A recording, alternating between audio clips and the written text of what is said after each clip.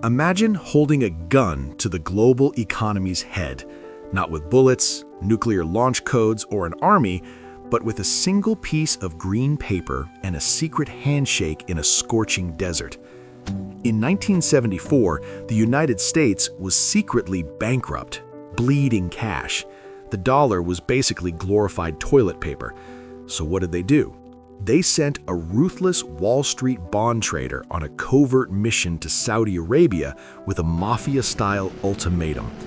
We will protect your throne with the deadliest military in human history, and in exchange, you force the entire planet to buy our green paper if they want to drive their cars, heat their homes, or basically survive.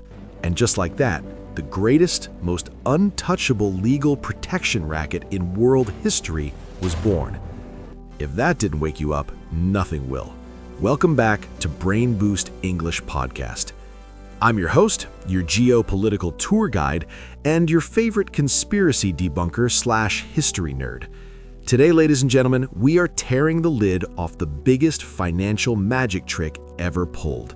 We are talking about the invisible empire that dictates the price of your groceries, the fate of nations, and the real reason why some dictators get to die peacefully in their sleep, while others, well, let's just say they meet a very loud, very explosive end. Grab your tinfoil hats, but make them solid gold, because today we are diving into the blood-soaked, money-printing, world-dominating story of the petrodollar. Let's set the time machine to the year 1971. The vibe? Groovy. The US economy?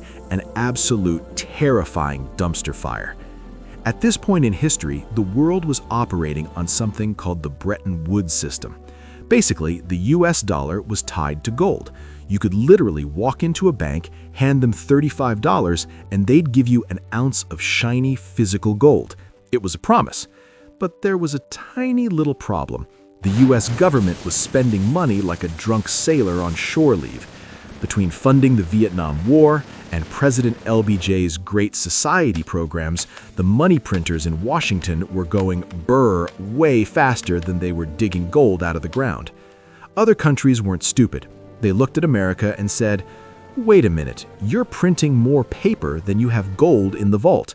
France actually sent a battleship to New York Harbor to demand their gold back. Yes, literally, give us the shiny rocks, America, keep your green paper. President Richard Nixon was sweating bullets.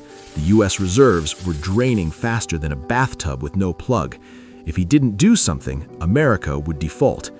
So, on a Sunday night in August 1971, Nixon went on national television and did the unthinkable. He announced that the US dollar was no longer convertible to gold, period. It was called the Nixon shock. He basically looked at the entire world and said, "Hey guys, you know those billions of dollars you hold? Yeah, they aren't backed by gold anymore. They are now backed by, good vibes and our military. Trust us." And boom, the Saudis agreed. Within a year, OPEC followed suit. The petrodollar was officially born. Think about the sheer genius of this for a second. Every single country on planet Earth needs oil to survive. You needed to grow food, to transport goods, to run factories. But now, to buy oil from the Middle East, you couldn't use your own money. You had to have US dollars. So, how does a country like Japan or Germany get US dollars? They have to manufacture cars, electronics, and goods and sell them to, you guessed it, the United States. The US gets to just print pieces of paper, buy real TVs, cars, and goods from the rest of the world, and then the rest of the world takes those dollars and gives them to Saudi Arabia for oil. And Saudi Arabia gives them back to the US to buy treasury bonds. It is the ultimate cheat code. It's like playing Monopoly, but you are the only player who is also the bank, and you can print money whenever you want, and everyone else has to pay you rent just to roll the dice. For decades, the petrodollar system made America financially untouchable. But what happens when someone decides they don't want to play Monopoly anymore? What happens when a global player looks at the board, flips the table, and says, "I'm not using your green paper anymore"?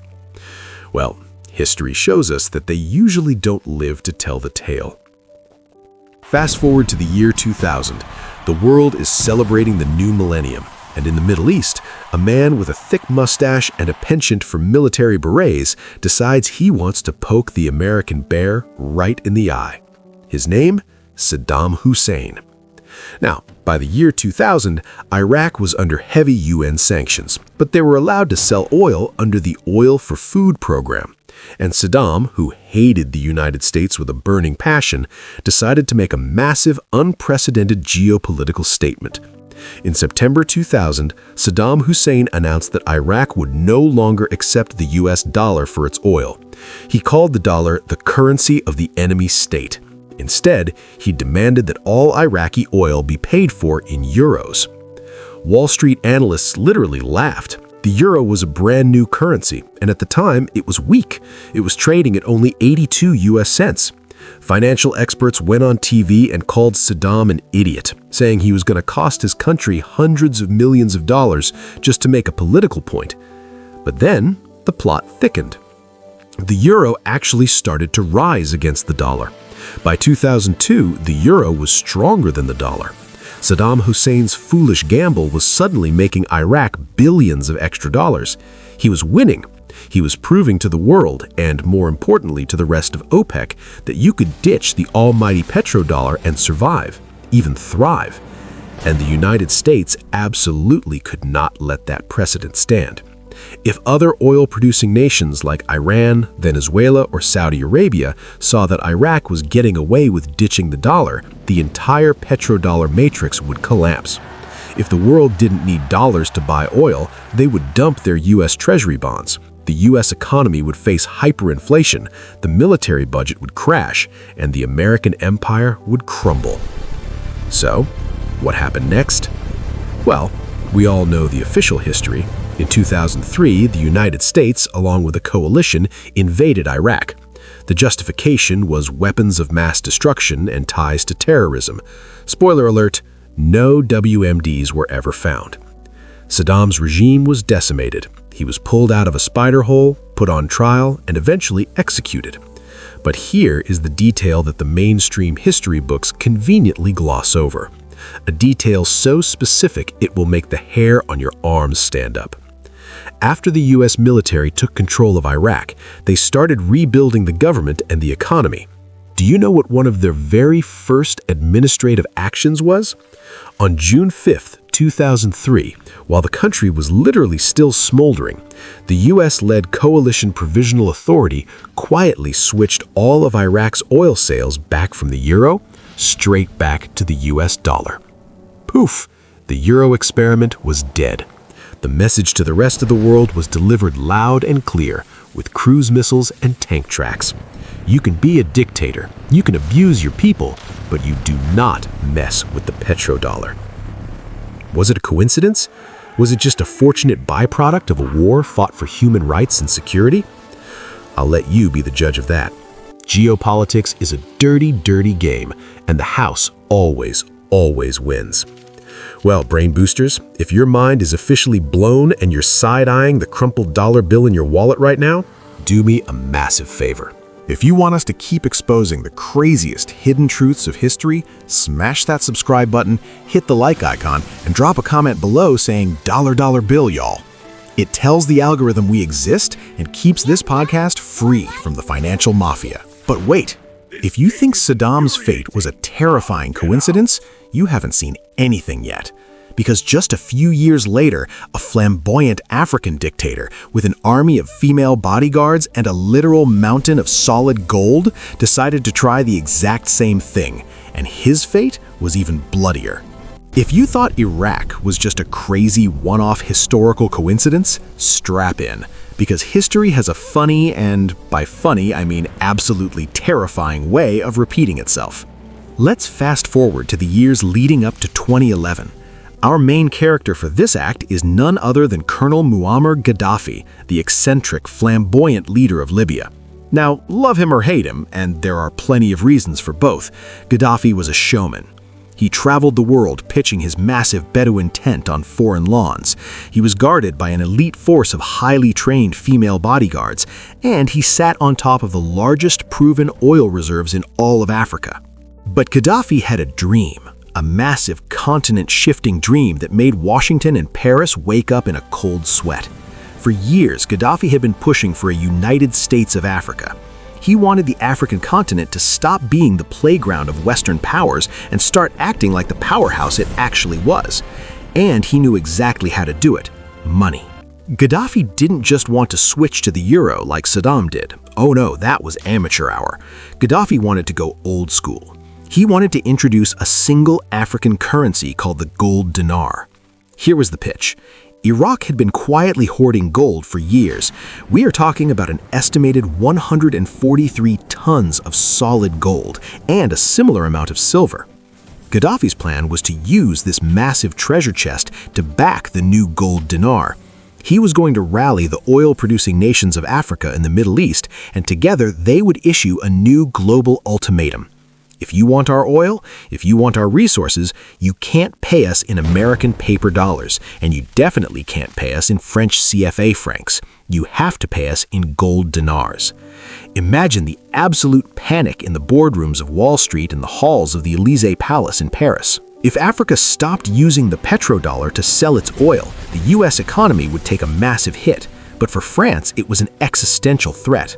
France still maintained a tight financial grip on its former African colonies through a currency called the CFA franc. If Gaddafi gave these countries a shiny gold-backed alternative, French financial dominance in Africa would evaporate overnight. Gaddafi was essentially pulling a reverse Nixon. He wanted to bring the gold standard back, but this time controlled by Africa.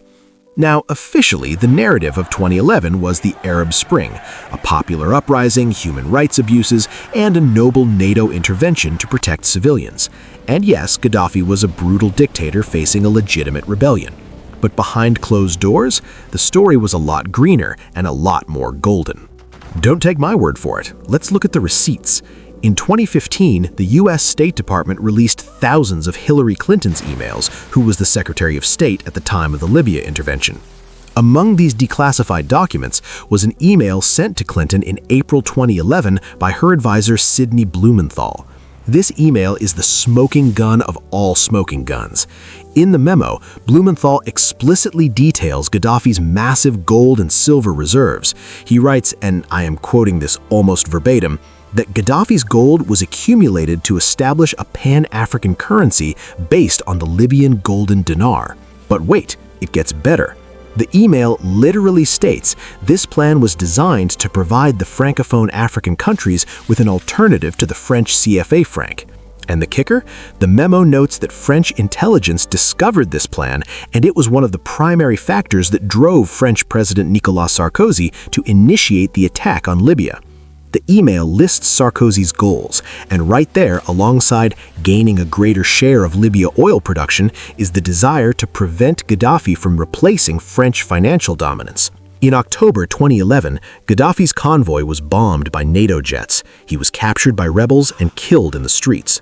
His regime fell. The country collapsed into a fractured, war-torn state. And that massive stockpile of 143 tons of gold, it vanished into the chaos, never to be seen again. And just like that, the Pan-African gold dinar was dead before the first coin was ever officially minted for global trade. Saddam tried it with the euro. He's gone. Gaddafi tried it with gold. He's gone. The petrodollar remained undefeated. The mafia boss of global finance had brutally enforced its protection racket twice in a single decade. The message was clear: the dollar is king, and treason is punishable by regime change. But here's the thing about empires, brain boosters. You can't bomb mathematics, and you can't enforce a monopoly forever when the rest of the world starts realizing the game is rigged. Welcome to the modern era. The year is post-2022.